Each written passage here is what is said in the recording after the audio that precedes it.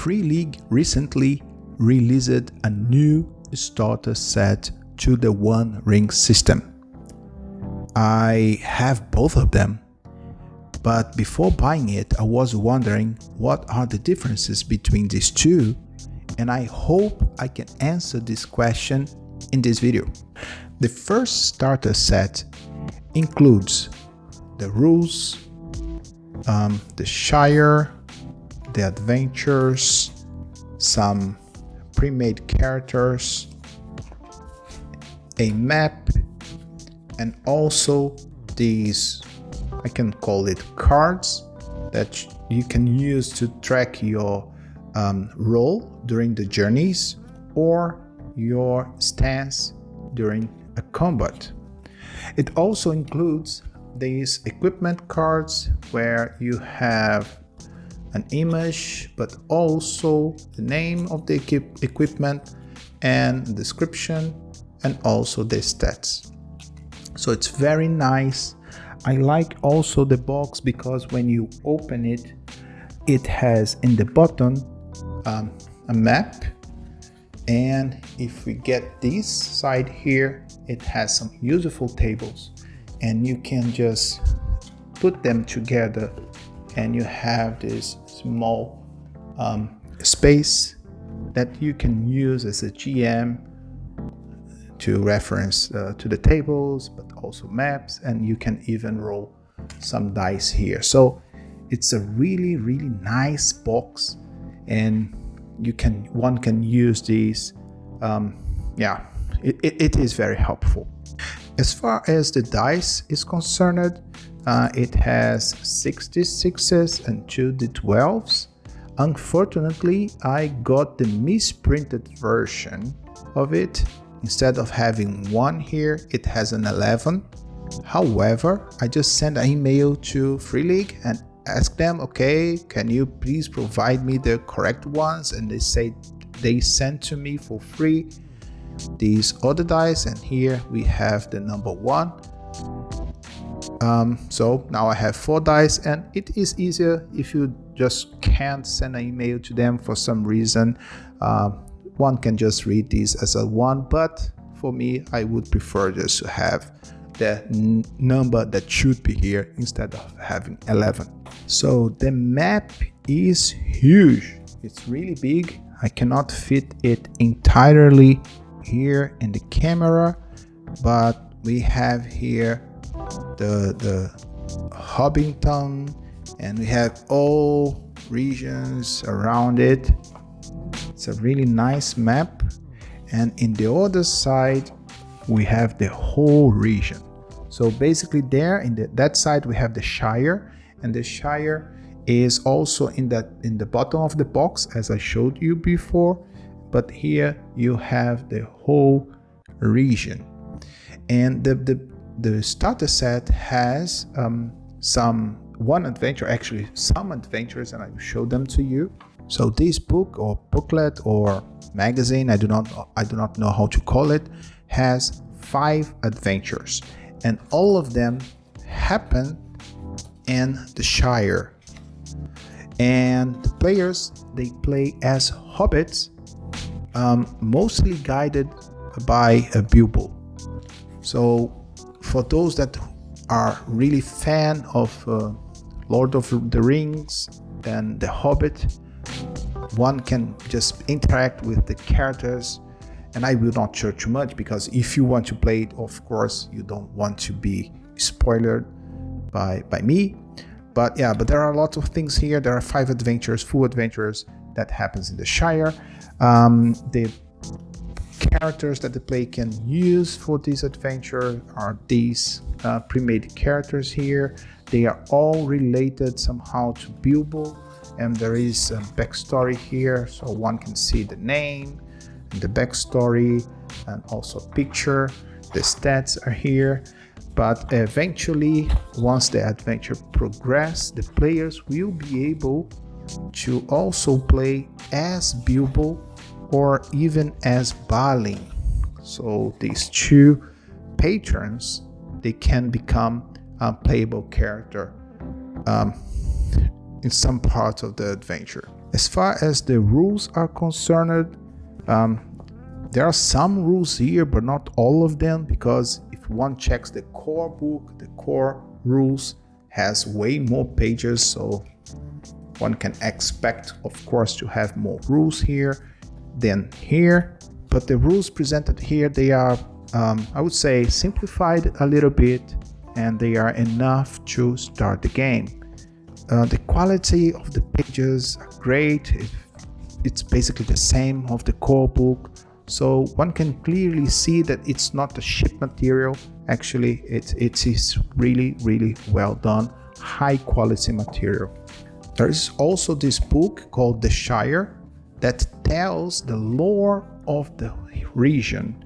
So the whole history, what happened in the past, main characters, geography, random tables that one can use to inspire new adventures that are not in the starter set. So a lot of stuff here that can be useful not only for the GM, but if you want to play it solo by using the Strider mode, you can use these tables here to help you creating adventures that make sense in this setting. So that's it for this starter set. Let's check the other one. The second starter set is called Overhill and Underhill. This is the box, and it's not exactly the same. Not the quality. I think the quality is the same, but there's nothing here. It's empty, and the same here. There's nothing. So for me, I thought, okay, if I didn't have the first starter set, I think the box in the end wouldn't bring too much value to me. It would be only a place where I put things in it just to put in the shelf, but there is no value added in this box. But it's a nice box, high quality also, but not useful. In the box we have this map here. It's the same region. One can see here the Shire, but it's not the same map. The drawing is a little bit different, but the landmarks are the same. The names, of course, it's the same region, same content in the end, but it's a different map. And in this side, there is a very useful, how can I call it? I do not know.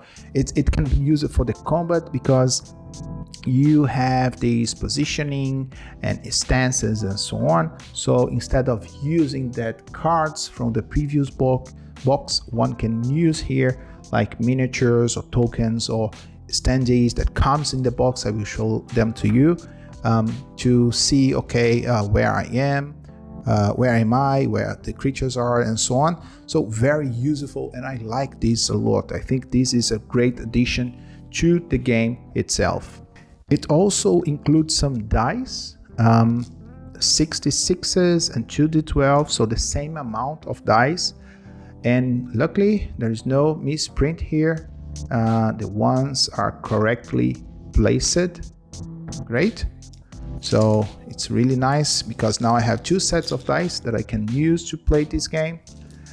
It also includes the rules book, or rules guide, or I do not know how to call it because it's thin also, but I think it's the same. Not sure if it's the same amount of pages, and the content seems to be the same. I didn't read this fully, but just had a glance at the pages, and the content is the same, but I feel that the organization of the contents are better here. It's easier to read and less confusing.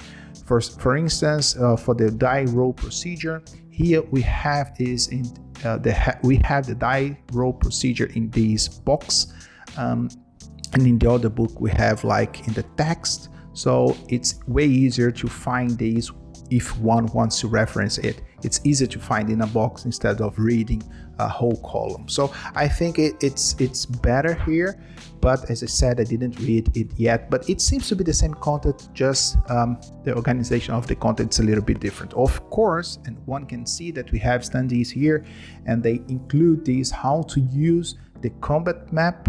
Maybe I can call it like that. and they have some examples here in the page. So there is additional content, of course. And if I'm not mistaken, there is no council rule and journey rules in the starter set, only the core book. But as this starter set has some journeys, they included the journey rules here. So we have actually even more rules in this rule set. And I think it's a great addition, because one is not limited to only the Shire region, only playing as hobbits, also because it includes pre-gen characters that are not hobbits. We do have, I think, only one hobbit, if I'm not mistaken. This is the patron, and then they have this dwarf. There is an elf. Is it an elf? I think it is. Yes, an elf, one hobbit, and then a human, and that's it. So we have basically one of each, and a patron. And there is also this journey log that one can use it. Of course, I would never write on this. I would probably make a copy or just print the PDF from the PDF directly. But yeah, this is great. And this is the campaign, not campaign, but just mini adventures. I don't know actually how many adventures this booklet has. It's just one adventure, but in 3 parts. I've heard somewhere, I read actually somewhere that it took about 2 or 3 hours to a small group to finish it. So it's not too much. I think it takes more time to finish the 5 adventures in the first starter set. But yeah, we have more, I would say, variety here. There is no setting book. So in the first starter set, we have the Shire with random tables and several useful information that we can use to create more stuff. Unfortunately, there's nothing like this here.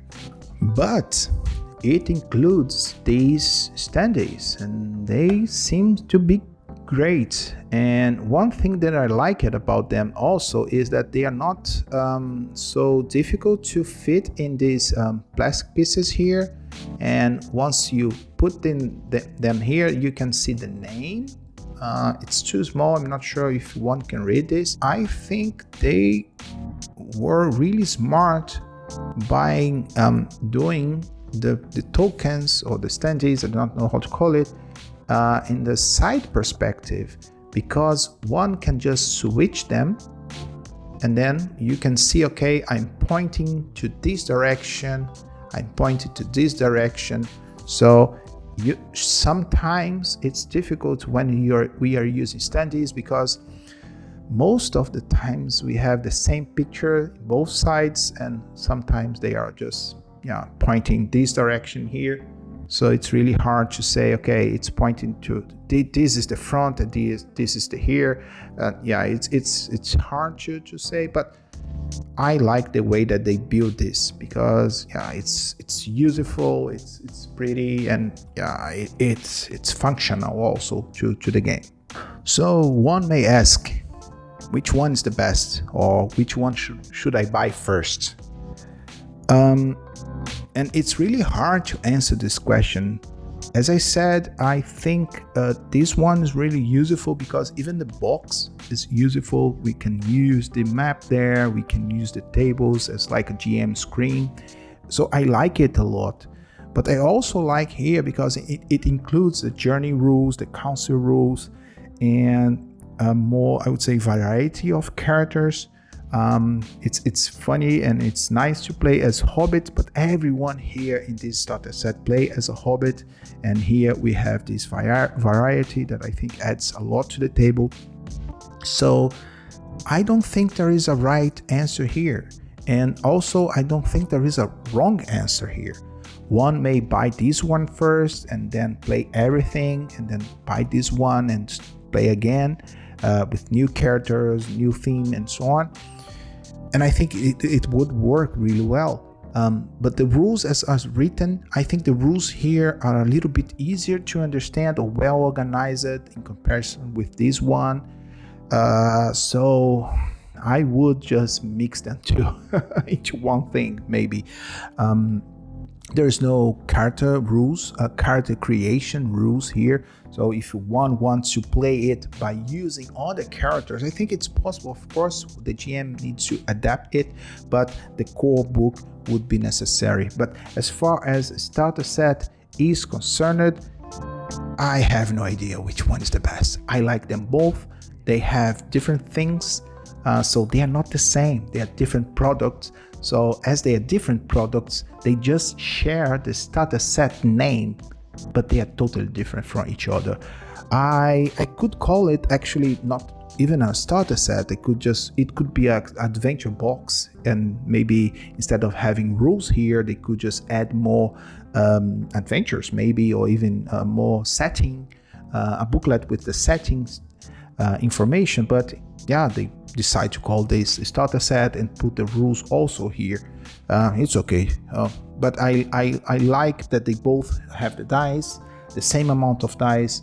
I like that this one has the standees, but this one has the cards. So yeah, it's really hard to make a decision.